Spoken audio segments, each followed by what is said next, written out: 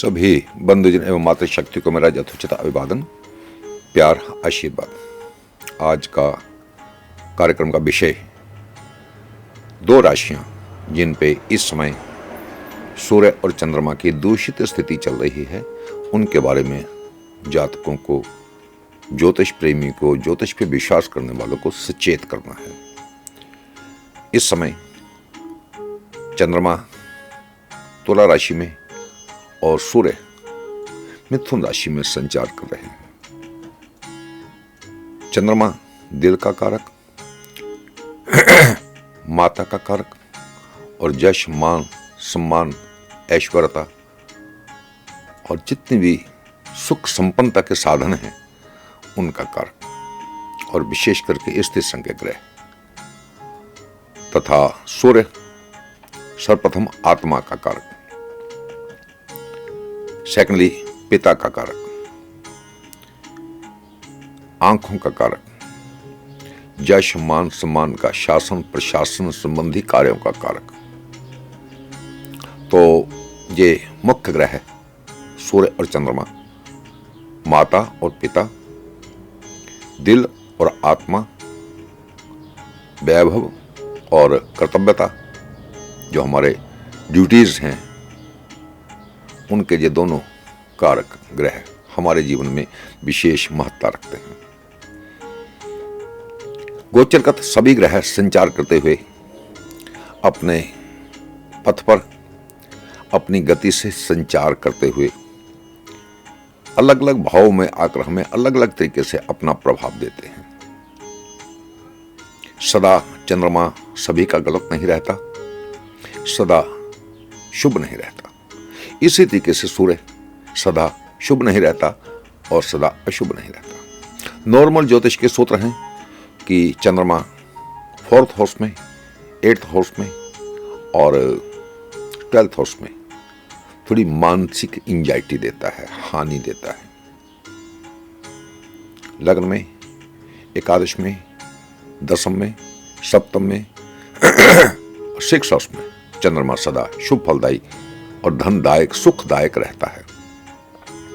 इसी तरीके से ज्योतिष के सूत्र के अनुसार सूर्य तीसरे, छठे और 11वें में अति शुभदायी रहता है।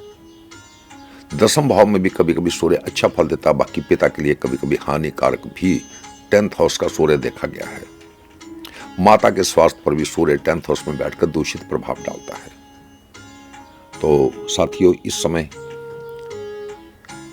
कर्क राशि वालों के लिए जो शनि की ढैया ऑलरेडी चल रही है, वृश्चिक राशि वालों पे भी शनि की ढैया का समय चल रहा है।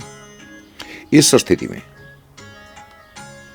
सूर्य का कर्क राशि वालों के लिए 12th हाउस में जो खर्चे का, एंजाइटी का, डिप्रेशन का, अनायास खर्चों का, अपयश का और जेल यात्रा तक का, कारावास तक का कारक बनता है, वो संचार कर रहा है।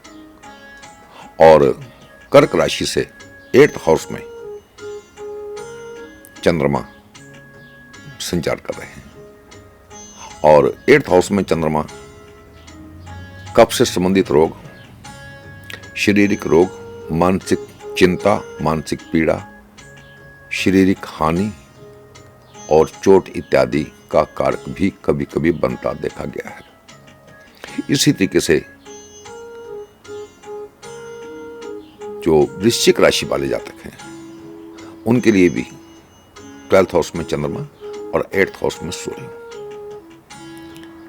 तो ये थोड़ा सा सतर्क रहने का समय है।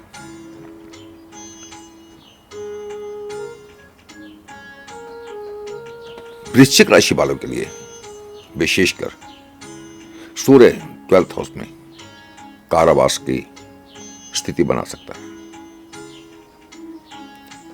चंद्रमा और सूर्य विशेष हमारे जीवन में महत्व रखते हैं और मुख्यतः हमें जल और ऊर्जा की शरीर को संचालित करने के लिए जरूरत महसूस होती है। सूर्य दूषित स्थिति में कभी कभी डिहाइड्रेशन, पानी की कमी, और चंद्रमा दूषित स्थिति में पानी की मात्रा अधिक से संबंधित रोग भी देते हैं। तो मेरा ये मानना है कि छोटा सा एक टिप्स है जी, कर्क और वृश्चिक राशि वाले जिन पे शनि की ऑलरेडी ढैया चल रही है, चौथे पे और 8वें पे शनि का संचार हो रहा है, और सूर्य और चंद्रमा का 8th और 12th हाउस में संचार करना थोड़ा सा चिंता का विषय बन सकता है। सतर्क रहने की आवश्यकता है। नॉर्मली हमें अक्सर लोग ये कहते हैं, नॉर्मली बहुत लोगों के फोन आते हैं, मैसेज आते हैं कि आप गुरुजी उपाय बताएं। तो आजकल ज्योतिषियों की भरमार है, उपाय बताने वाले यूट्यूब पे और न्यूज़पेपर में और हर गली मोहल्ले में ज्योतिषी हैं। सबको पता है कि शनि के क्या उपाय हैं। फिर भी मैं थोड़ा सा एक्सप्लेन कर दूं कि मैंने अपने जीवन में शनि की शांति का सबसे अच्छा, सबसे सुंदर, सबसे सुलभ और सस्ता उपाय सरसों के तेल में अपना चेहरा देखना प्रातःकाल, और सायंकाल हनुमान जी के मंदिर में उसका दीपक जलाना। शनि की दूषित स्थिति से हम 100% तो किसी को सिक्योर नहीं कर सकते। अगर जप, पाठ, पूजा इत्यादि करवाया जाए तो अति उत्तम, अन्यथा हम प्रातः बिना मुंह धोए, बिना किसी से बोले, अनबोलिया सरसों के तेल में अपना चेहरा देखकर सरसों के तेल को घर से बाहर ही कहीं रख दें। शाम के समय हनुमान जी के मंदिर में जा पीपल के नीचे उसका दीपक जलाएं। तो देखा गया है, अनुभूत है मेरा कि शनि की काफी ज्यादा कृपा मिलती है। इसी तरीके से सूर्य का है, तो सूर्य पिता के कारक हैं, इसलिए जब सूर्य नेष्ट हो तो जातक को प्रातः पिता के चरण स्पर्श करके उनका आशीर्वाद लेना चाहिए सबसे पहले। दूसरी बात, गुड़ पानी में मिलाकर सूर्य को जल दें, गुड़ का दान करें। जब सूर्य नेष्ट हो, सूर्य थोड़ा हानिकारक हो, अशुभ हो, तो उस समय सूर्य की सबसे प्रिय वस्तु गुड़, और सेकंड है सूर्य की वस्तु गेहूं।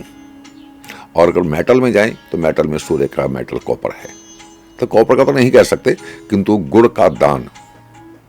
इस समय मीठा पानी आप प्यासे लोगों को पिला सकते हैं, गाय को गुड़ दे सकते हैं, थोड़ा दें, थोड़ा थोड़ा गुड़, 50-50, 100-100 ग्राम गुड़ 2, 4, 5 गायों को दे सकते हैं, और सूर्य को जल दें। ओम नमो भास्कराय अस्माकं सर्वग्रहाणाम पीड़ानाशम कुरु कुरु स्वाहा, इस मंत्र का पाठ भी आप कर सकते हैं। वैसे तो मेरे अपने जो नजदीकी लोग हैं उनको मैं सबको यही बताता हूं कि सूर्य नवग्रह मंडल के राजा हैं, तो सूर्य से प्रार्थना की जा सकती है सभी ग्रहों से शांति प्राप्त करने के लिए। ओम नमो भास्कराय अस्माकं सर्वग्रहाणाम पीड़ानाशम कुरु कुरु स्वाहा। हे सूर्य भगवान, आप सभी ग्रहों द्वारा समय समय पर मुझे दी जाने वाली पीड़ा से मुक्त करें। इस प्रार्थना के साथ सूर्य को जल देकर हाथ जोड़कर नमन करें। और एक विशेषता यह है कि सभी ग्रह अनेकों प्रकार के पूजा पाठ से प्रसन्न होते हैं, किंतु सूर्य भगवान ऐसे हैं कि वो हाथ जोड़ने से, प्रणाम करने से, हाथ जोड़कर प्रणाम करने से सबसे ज्यादा प्रसन्न होते हैं। तो मेरा ये मानना है कि कर्क और वृश्चिक राशि वालों को पानी में गुड़ मिलाकर सूर्य को जल जरूर देना चाहिए। और इस मंत्र का अगर आप पाठ करते हैं तो सभी ग्रहों से मिलने वाली पीड़ा से आपको राहत महसूस होगी। ओम नमो भास्कराय अस्माकं सर्वग्रहाणाम पीड़ानाशम कुरु कुरु स्वाहा। और जहां तक चंद्रमा के उपाय की बात है, तो चंद्रमा 2.25 दिन एक राशि में रहते हैं। कोई लंबा चौड़ा समय नहीं, सूर्य 1 महीना रहते हैं, 30 दिन रहते हैं, किंतु चंद्रमा 2.25 दिन रहते हैं। किंतु 2.25 दिन में भी चंद्रमा कभी कभी आदमी को बहुत ज्यादा हानि दे जाते हैं। इसलिए चावल का दान, जल का दान, दूध मिलाए हुए जल का दान, चावल का दान चंद्रमा की दूषित स्थिति से बचाने के लिए काफी सहायक सिद्ध होता है। तो पुनः मैं बता दूं कि कर्क और वृश्चिक राशि वालों के लिए शनि, सूर्य और चंद्रमा इस समय नेश चल रहे हैं। चंद्रमा अभी 2 दिन के लिए है, किंतु सूर्य 1 महीना रहेंगे। तो पिता पुत्र शनि और सूर्य दोनों नेष्ट हैं। एक वायु के कारक हैं, एयर एलिमेंट हैं, दूसरे फायर एलिमेंट हैं। तो इनसे सतर्क रहने के लिए कर्क और वृश्चिक राशि वालों को एक दिन के लिए तो चंद्रमा का दान भी किया जा सकता है, किंतु एक महीना भर असर रहेगा अभी सूर्य का, और काफी समय तक अभी अगर आगे असर रहेगा शनि का, तो शनि के शांति उपायों से आप लाभान्वित हो सकते हैं।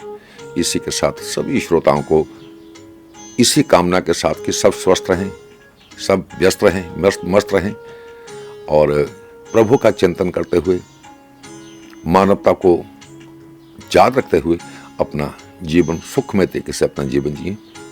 सबको जय माता दी।